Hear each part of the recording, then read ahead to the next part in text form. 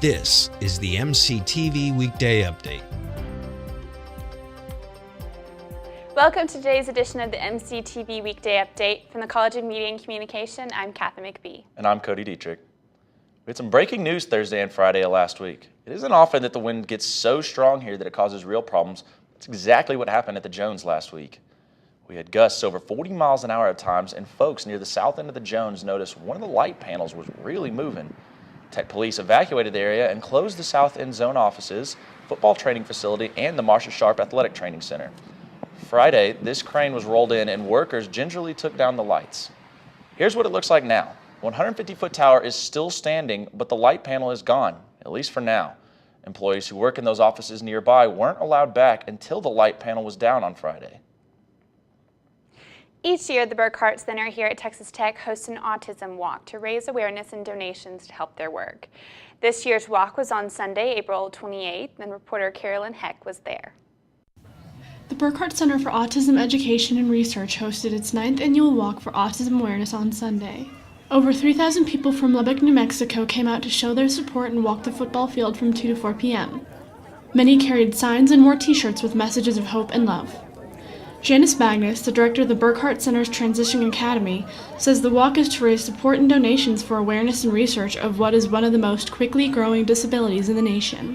1 in 50 people born today will be diagnosed with autism. And so that certainly makes it the fastest growing developmental disability, certainly in the United States, if not in the world. Information booths were set up around the sidelines to help educate participants. There were also activities for the children, including a balloon animal station and 3 bounce houses. One participant, Robin Ackerman, a special education teacher in Shallowater, says she walks to show her love for her students. I'm actually a special education teacher, so I've been teaching for 25 years. So I've got a lot of kids that I'm looking for, a lot of families that I'm looking for. Businesses from Lubbock also took part in the walk. Samri Robinson, an employee at Best Buy, says she and her coworkers are walking to raise awareness.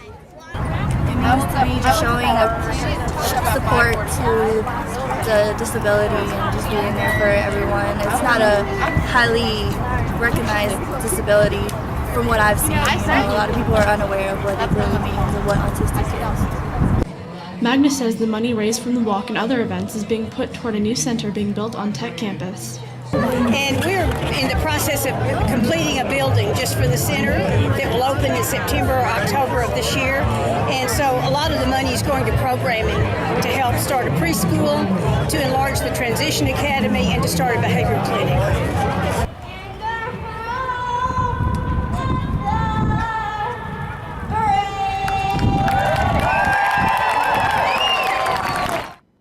And that was Katherine Heck with that story. Hey, Cody, did you get out on Saturday at all? Managed to run a couple errands. Did you get any lemonade while you were out? It was the 7th annual Lemonade Day. Not this year, but definitely next year. Lemonade! Would you like some lemonade? It started in Houston in 2007 and is intended to teach kids how to be entrepreneurs. This is the 2nd year for Lemonade Day in Lubbock, and it wasn't hard to find stands near campus. Yeah, we caught up with this family at University in Glen Goodacre late Saturday morning, and they were doing some good business. 3,500 kids signed up to participate in Lubbock this year, including this group of middle schoolers on 19th near Flint.